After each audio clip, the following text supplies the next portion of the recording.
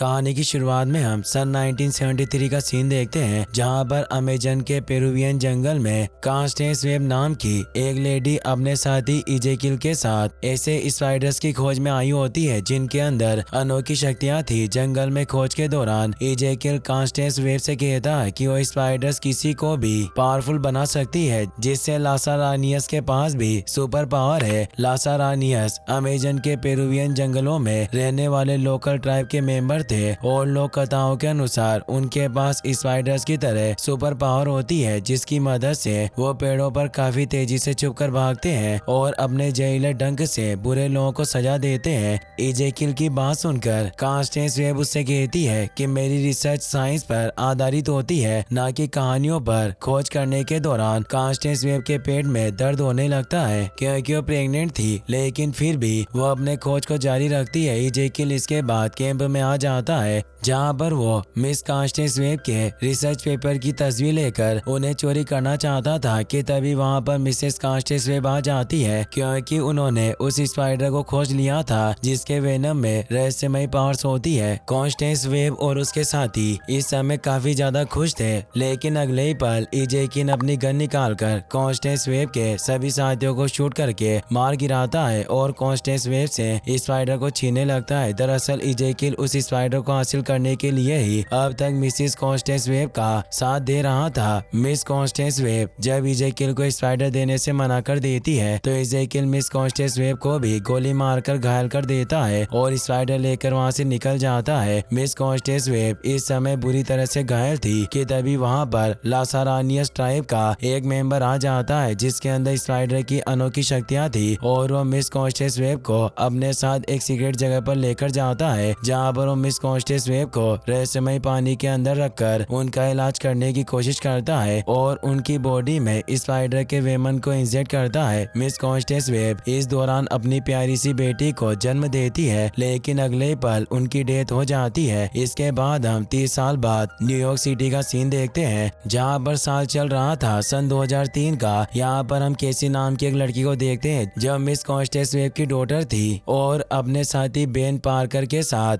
New York city के अंदर emergency task force में काम करती थी। केसी और बेन जब 42 साल की एक ओल्ड लेडी को इमरजेंसी में एम्बुलेंस से हॉस्पिटल ले जा रहे होते हैं तो एम्बुलेंस के सामने मेटी नाम की एक लड़की आ जाती है। इस दौरान कोई दुर्घटना नहीं होती है और केसी बेन के साथ एम्बुलेंस को ड्राइव करते हुए हॉस्पिटल पहुंच जाती है, जिससे उस लेडी की जान बच जाती है। उस लेडी का छोटा लड़का अपनी मॉम की जान बचाने के लिए केसी और बेन को थैंक यू बोलता है और उन्हें एक लेटर भी देता है। हॉस्पिटल में केसी उस लेडी की स्टेप डॉटर से भी मिलती है जिसका नाम जूलिया कारपेंटर था। केसी को कुछ भी समझ में नहीं आ रहा था कि आखिर वो छोटे लड़के द्वारा दिए गए थैंक्स गिविंग लेटर का क्या करे। बेन से बात करने पर केसी को पता चल जाता है कि बेन किसी लड़की से प्यार करता है और वो इसके लिए काफी ज्यादा एक्साइटेड था। केसी इसके बाद छोटे लड़के द्वारा दिए गए थैंक्स गिविंग लेटर को लेकर घर आ जाती है। केसी जिस बिल्डिंग में रहती थी उस बिल्डिंग में ही अन्या नाम की एक लड़की रहती थी और कोई बूढ़ा आदमी अन्या से उसके पेरेंट्स के बारे में पूछ रहा था। दरअसल आज केसी जिन दो लड़कियों से काम करवाने के दौरान मिली थी, जिनका नाम जूलिया और मेटी था, और केसी के बिल्डिंग में रहने वाली अन्या और ये तीनों लड़कियां रहस्यमय तरीके से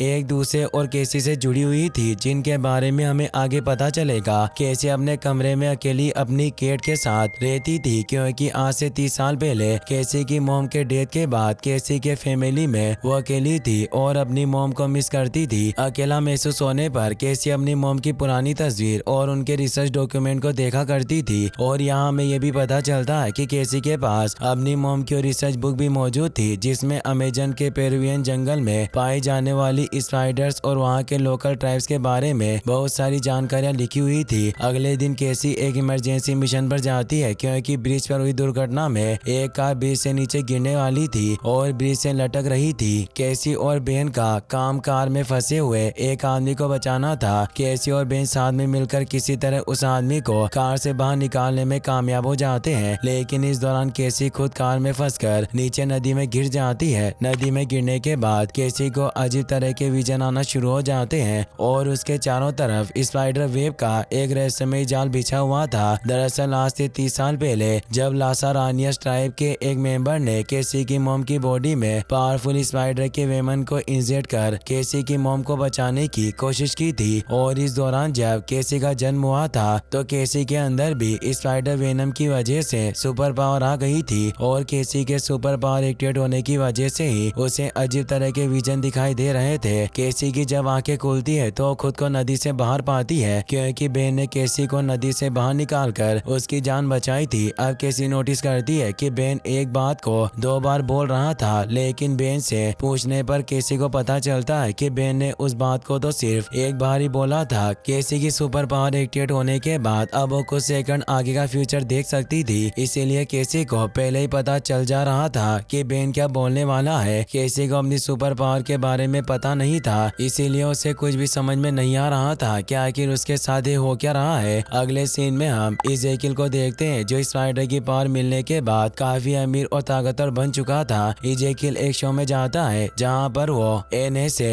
नेशनल सिक्योरिटी एडवाइजर की एक लेडी ऑफिसर से मिलता है। जल्दी वो दोनों एक दूसरे को पसंद करने लगते हैं और एक दूसरे के साथ इंटीमेट भी होते हैं। दरअसल इजेकिल एक खास डिवाइस को उस लेडी ऑफिसर से हासिल करना चाहता था। उस डिवाइस की मदद से वो दुनिया के सारे CCTV कैमरों और इलेक्ट्रॉनिक्स डिवाइस को कंट्रोल कर सकता था। अब इजेकिल को एक विजन आता है जिसमें वो जूलिया, अन्या और मेटी को देखता है जो उसे जान से मार रही थी। दरअसल फ्यूचर में जूलिया, अन्या और मेटी को भी सुपर पावर मिलने वाली थी जिसके बाद वो इजेकिल को मार देगी। इजेकिल को काफी समय से ये एक ही सपना आ रहा था, इसीलिए वो उस लेडी से डिवाइस हासिल करके जूलिया, एनिया और मेटी को ढूंढकर उन्हें मारना चाहता था। इजेकिल इसके बाद उस लेडी ऑफिसर को मारकर उसकी डिवाइस का पासवर्ड हासिल करके वहां से निकल जाता है। अगले दिन केसी और बेन अपने बाकी दोस्तों से मिलने के लिए बेन के घर जाती है क्योंकि बेन की भाभी प्रेग्नेंट थी, इसीलिए बेन ने अपने घर पर एक छोटी सी पार्टी रखी थी। पार्टी के दौरान जब केसी बेन की वाइफ और बाकी लेडीज के साथ बेन के होने वाले नेफ्यू का नाम गेस करने का गेम खेल रही होती है, तभी एक बार फिर से उसे फ्यूचर विजन आना शुरू हो जाते हैं जिससे वो एक ही पल में 2 बार जी रही थी।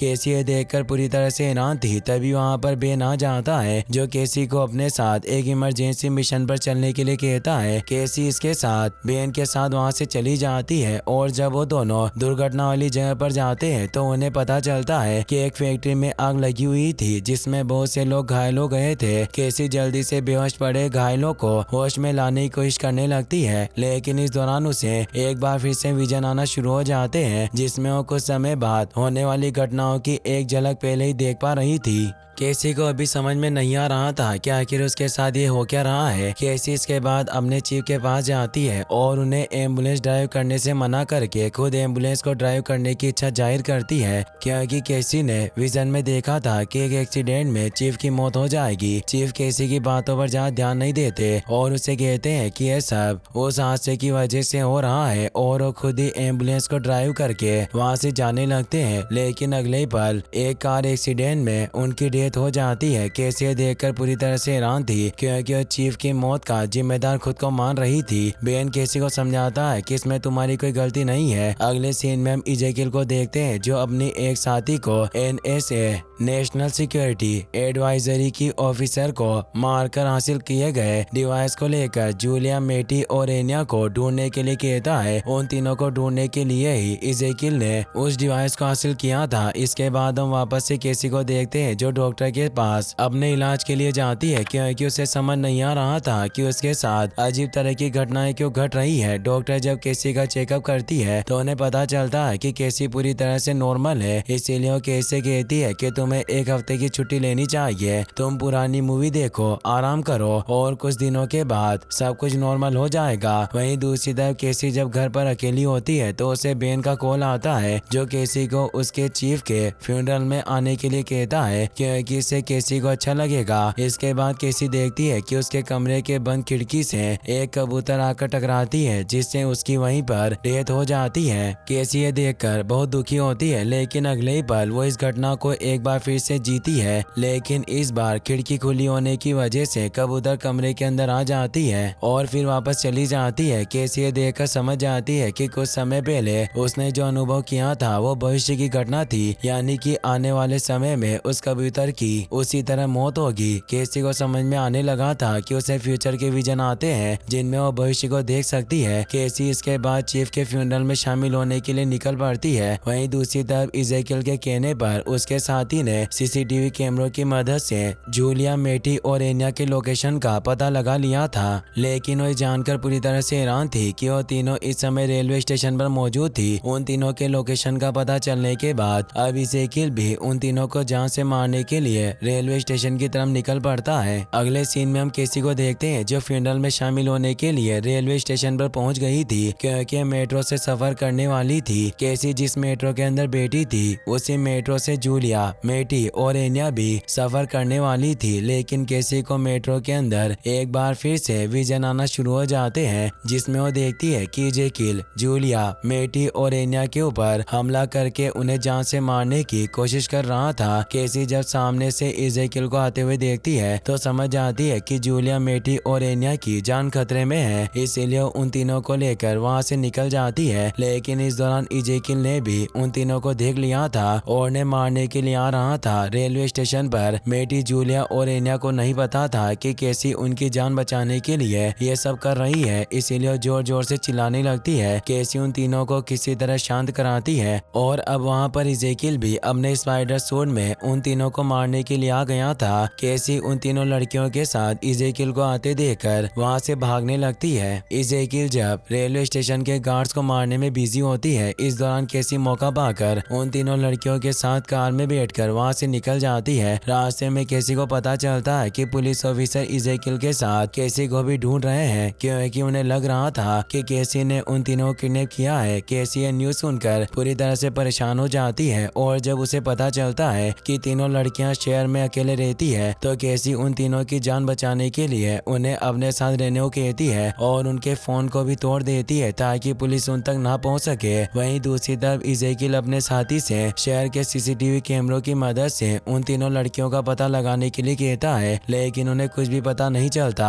क्योंकि केसी उन तीनों के साथ शहर से दूर जंगल में आ गई थी जहां पर किसी भी प्रकार के कैमरे मौजूद नहीं थे। अगले सीन में हम केसी को देखते हैं जिससे जूलिया, मेटी और एनिया बहुत सारे सवाल पूछ रही थी, क्योंकि उनके पास बहुत सारे सवाल थे, जैसे कि केसी को पहले ही कैसे पता चल गया कि उनकी जान खतरे में है और रेलवे स्टेशन की दीवार पर किसी स्पाइडर की तरह पैरों से चलने वाला वो आदमी कौन था। केसी को यह बात सुनकर याद आता है कि उसकी मॉम की रिसर्च बुक में ऐसे लोगों के बारे में लिखा गया है जिनके अंदर किसी स्पाइडर की तरह पावर होती है। केसी इसके बारे में और अधिक जानने के लिए जूलिया, मेटी और एनिया को जंगल में उसी जगह पर रहने के लिए बोलकर कार से अपने घर की तरफ निकल पड़ती है। घर पहुंचकर जब केसी अपनी मॉम की रिसर्च बुक को चेक करती है तो उसमें स्पाइडर पीपल के बारे में बताया गया था जिन्हें लासारानियस कहा जाता है। रिसर्च बुक में लिखा हुआ था कि स्थानीय कहानियों के अनुसार लासारानियस लोगों के पावर का मेन सोर्स स्पाइडर वेमन होता है, जिसकी वजह से वो काफी तेज और ताकतवर होने के साथ ही किसी स्पाइडर की तरह दीवार पर भी चढ़ सकते हैं। रिसर्च बुक में यह भी लिखा हुआ था कि लासारानियस फ्यूचर को भी देख सकते हैं। केसी यह सब जानकर सोचती है कि शायद वो भी एक लासारानियस है, क्योंकि वो भी लासारानियस की तरह फ्यूचर देख सकती थी। केसी इसके बाद दीवार पर चढ़ने का फैसला करती है, लेकिन अगले ही पल वो नीचे गिर जाती है। केसी जब अपनी मॉम की रिसर्च बुक में अपनी मॉम के साथ इजेकिल की तस्वीर देखती है तो पूरी तरह से हैरान होती है, क्योंकि उसे कुछ भी समझ नहीं आ रहा था कि आखिर इजेकिल की उसकी मॉम के साथ तस्वीर कैसे हो सकती है। वहीं दूसरी तरफ जंगल में जल्दी जूलिया, मेटी और एनिया का सारा खाना खत्म हो जाता है, इसीलिए वो तीनों केसी के मना करने के बावजूद भी पास के रेस्टोरेंट में जाकर कुछ खाने का फैसला करती है। उन तीनों के रेस्टोरेंट में पहुंचते ही रेस्टोरेंट में लगे कैमरों की वजह से इजेकिल को उनके लोकेशन के बारे में पता चल जाता है, जिसके बाद इजेकिल उन तीनों को मारने के लिए निकल पड़ता है। अगले सीन में हम केसी को देखते हैं जो जंगल में वापस आकर देखती है कि वो तीनों लड़कियां वहां नहीं थी। केसी उन तीनों को वहां ना पाकर बहुत परेशान होती है, लेकिन जल्दी वो उन तीनों को ढूंढते हुए पास के रेस्टोरेंट में पहुंच जाती है, जहां पर वो देखती है कि तीनों लड़कियां साथ में डांस कर रही थी और खूब एंजॉय कर रही थी। उन तीनों को ऐसा करता हुआ देखकर केसी बहुत गुस्सा होती है और उन तीनों के साथ वहां से जाने लगती है, लेकिन तभी वहां पर इजेकिल आ जाता है जो उन तीनों लड़कियों को मारने के लिए उनके ऊपर हमला करना शुरू कर देता है। केसी ये देखकर इजेकिल से फाइट करके उन तीनों लड़कियों को उसके हमले से बचाने की कोशिश करती है, लेकिन इस दौरान इजेकिल केसी के पेट में चाकू से हमला कर देता है, जिससे केसी पूरी तरह से घायल हो जाती है। लेकिन अगले ही पल वो एक बार फिर से टाइम ट्रेवल करके समय में पीछे वापस से जंगल में पहुंच जाती है। केसी ये देखकर पूरी तरह से हैरान थी और उन तीनों लड़कियों को बचाने के लिए एक बार फिर से रेस्टोरेंट की तरफ भागने लगती है। केसी इस बार अपनी कार से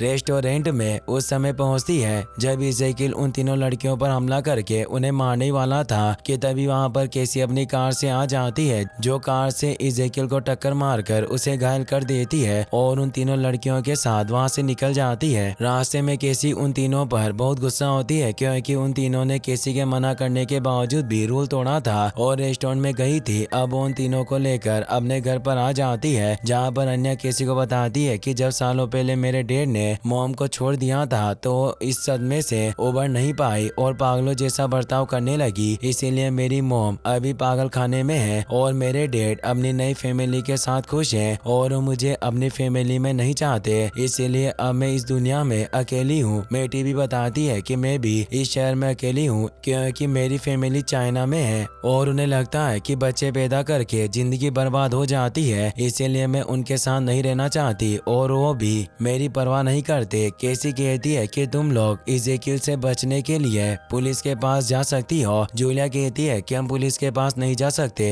क्योंकि मेरे डैड 6 महीने पहले डिपोर्ट कर दिए गए थे। उस दिन जब मैं घर आई तब वो वहाँ नहीं थी और तब से मैं भी अकेली हूँ और अगर पुलिस को मेरे बारे में पता चला तो मुझे भी डिपोर्ट कर देंगे। अन्या कहती है कि तुम्हारी मॉम का क्या हुआ? जूलिया कहती है कि मेरी माँ बचपन में ही गुजर गई थी। केसी उन तीनों की बातें सुनकर इमोशनल हो जाती है और वो उन तीनों को अपने साथ ही रखने का फैसला करती है जब तक कि सब कुछ ठीक ना हो जाए। वहीं दूसरी तरफ अब इज़ेकियल को भी पता चल गया था कि केसी उसकी साथी कॉन्स्टेंस वेब की बेटी है, जिससे वो काफी हैरान था। वहीं केसी को एक बार फिर से एक विजन आता है जिसमें वो इज़ेकियल से मिलती है, जहां पर इज़ेकियल केसी को बताता है कि वो किसी भी तरह उन तीनों लड़कियों को मारना चाहता है क्योंकि कुछ सालों के बाद उन तीनों को भी शक्तियां मिल जाएगी, जिसके बाद वो तीनों मिलकर इज़ेकियल को मार देगी। इज़ेकियल की बात सुनकर केसी उसे पूछती है कि तुम्हें उन्हें मारने की इजाजत किसने दी और साथ ही केसी ये जानकर हैरान भी थी कि उन तीनों लड़कियों को फ्यूचर में शक्तियां मिलेगी। अगले दिन केसी और वो तीनों लड़कियां जल्दी आपस में काफी फ्रेंडली हो जाती है और केसी उन तीनों को हार्ट अटैक आने पर लोगों को बचाने की ट्रेनिंग भी देती है। केसी इसके बाद जूलिया, मेटी और एन्या को अपनी मॉम की तस्वीर दिखाती है।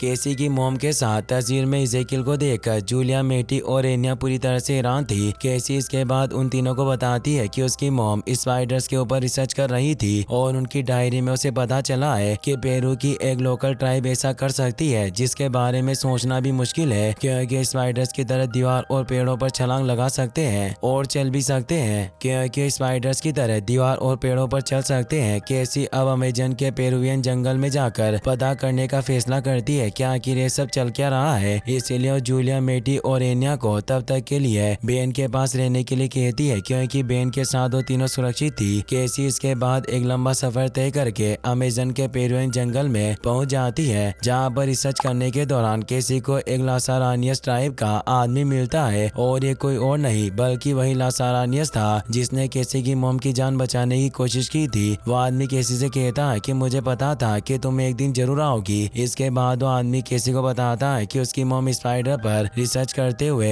वहाँ इसीलिए आई थी क्योंकि वो अपने हीलिंग टिश्यू को मजबूत करना चाहती थी, लेकिन इज़ेकियल ने केसी की मॉम को धोखा दिया और स्पाइडर चुराकर भाग गया, इसीलिए उसे श्राप लग रहा है और इज़ेकियल अपना भाग्य बदलना चाहता है। वो आदमी इसके बाद केसी को उस रहस्यमय झरने के अंदर धक्का दे देता है जिसके अंदर केसी का जन्म हुआ था। झरने के अंदर जाने के बाद केसी को विजन आना शुरू हो जाता है जिसमें वो देख पाती है कि किस प्रकार उसकी मॉम इज़ेकियल के साथ वहाँ स्पाइडर के ऊपर रिसर्च करने के लिए आई थी, लेकिन इज़ेकियल ने केसी की मॉम को धोखा दिया और उनके सारे साथियों को मारने के बाद उन्हें भी गोली मारकर स्पाइडर के साथ वहाँ से भाग गया। केसी इसके बाद अपनी मॉम के वहाँ स्पाइडर के ऊपर रिसर्च करने आने के पीछे की वजह को भी देख पाती है और उसे पता चलता है कि जब उसकी मॉम प्रेग्नेंट थी तो डॉक्टर ने केसी की मॉम को बताया था कि केसी को एक खतरनाक बीमारी थी जिसका इलाज कोई भी नहीं था, इसीलिए केसी की मॉम केसी को बचाने के लिए स्पाइडर के ऊपर रिसर्च करने